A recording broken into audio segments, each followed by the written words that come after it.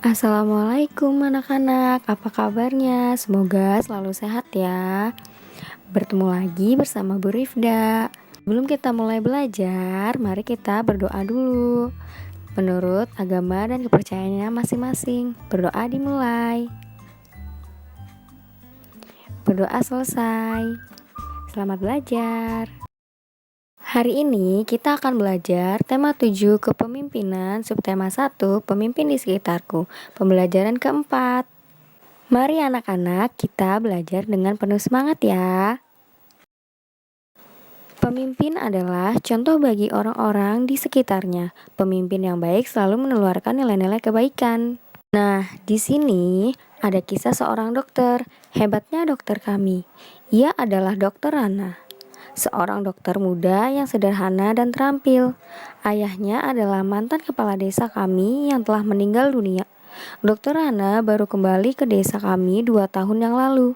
Setelah 10 tahun lebih merantau ke ibu kota, ia memperoleh beasiswa di Fakultas Kedokteran dan setelah lulus ia praktik di Rumah Sakit Umum Kabupaten. Semenjak ia pulang dan praktik di Balai Kesehatan Desa, aku sering mendengar perbincangan warga yang heran atas keputusan Dokter Rana untuk kembali ke desa.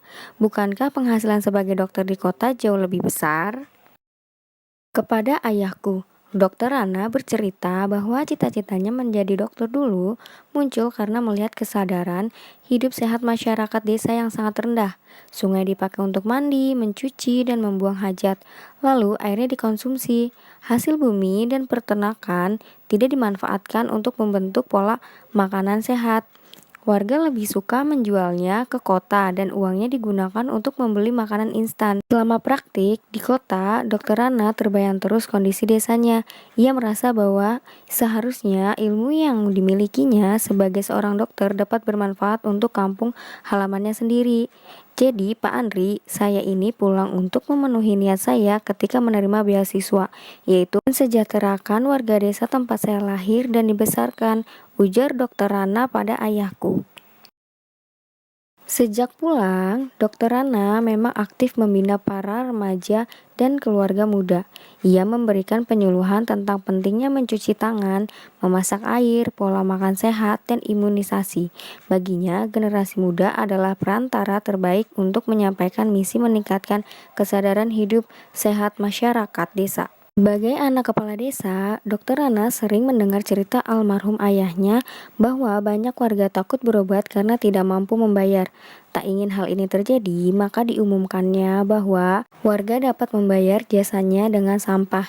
Ya, sampah. Sampah kering jenis apa saja yang dapat didaur ulang, botol plastik, botol kaca, koran bekas, bahkan kemasan bekas, diterima oleh Dokter Rana. Cara ini membuat warga aktif dan bijak mengelola sampah. Sungguh kreatif dan cerdas cara Pak Dokter mendidik warga. Seperti mendiang ayahnya, Dokter Rana menjadi sosok yang dicintai warga desa. Ia menjadi teladan melalui dedikasi, tanggung jawab, dan kerendahan hatinya dalam menolong warga. Apabila aku besar nanti, aku ingin seperti Dokter Rana. Akan ku kejar cita-citaku menjadi guru dan aku akan kembali untuk membangun kampung halamanku. Nah, itu adalah ciptaan penulisnya. Ia ingin menjadi guru yang membangun kampung halamannya. Kisah yang inspiratif sekali ya anak-anak tentang Dokter Rana ini. Bagaimana dia menyadarkan masyarakat di desanya untuk hidup bersih dan sehat. Menurutmu, apa yang akan terjadi apabila para pemimpin tersebut tidak memiliki nilai-nilai kepemimpinan yang baik? Jika seorang pemimpin tidak memiliki nilai-nilai kepemimpinan yang baik, maka organisasi yang dipimpin oleh pemimpin tersebut akan mengalami kesulitan. Tujuan yang ingin dicapai bersama-sama dalam organisasi tersebut akan sulit terwujud. Kepada siapa saja pemimpin tersebut bertanggung jawab, apa yang perlu disyukuri oleh seorang pemimpin? Kepada siapa ya pemimpin itu bertanggung jawab? Bertanggung jawab terhadap dirinya sendiri, lalu anggota yang ada dalam organisasi yang dipimpinnya, dan kepada masyarakat bertanggung jawab terhadap bangsa dan negara, serta bertanggung jawab kepada Tuhan Yang Maha Esa.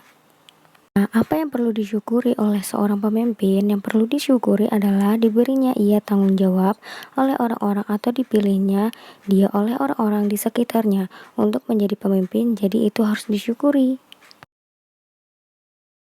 Pekerjaan dokter Rana adalah pengabdian bagi kemanusiaan. Banyak orang merasa senang dengan adanya dokter Rana.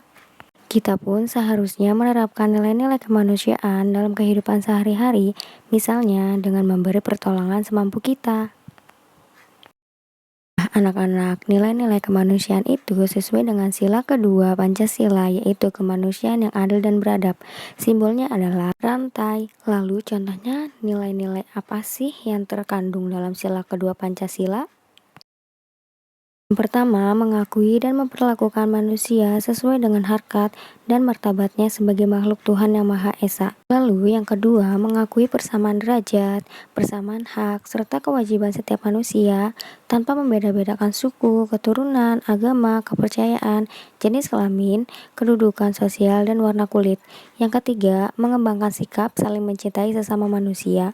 Yang keempat, mengembangkan sikap saling tetangga, rasa, dan tepat selera. Lalu yang kelima ada mengembangkan sikap tidak semena-mena terhadap orang lain. Yang keenam menjunjung tinggi nilai-nilai kemanusiaan. Yang ketujuh gemar melakukan kegiatan kemanusiaan. Lalu yang delapan berani membela kebenaran dan keadilan. Sembilan mengembangkan sikap saling menghormati dan bekerja sama dengan bangsa lain.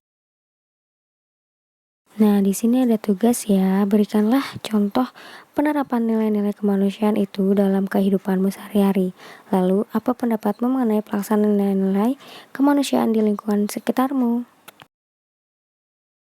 Salah satu penerapan nilai kemanusiaan adalah bekerja sama dengan negara lain.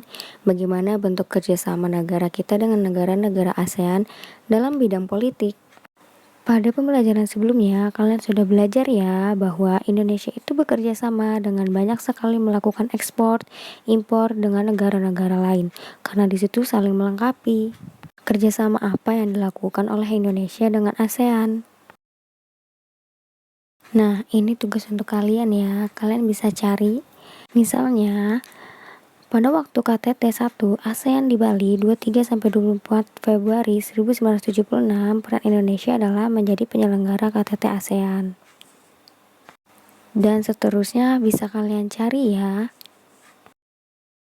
Sekian pembahasan kita di tema 7 subtema 1, pemimpin di sekitarku, pembelajaran 4.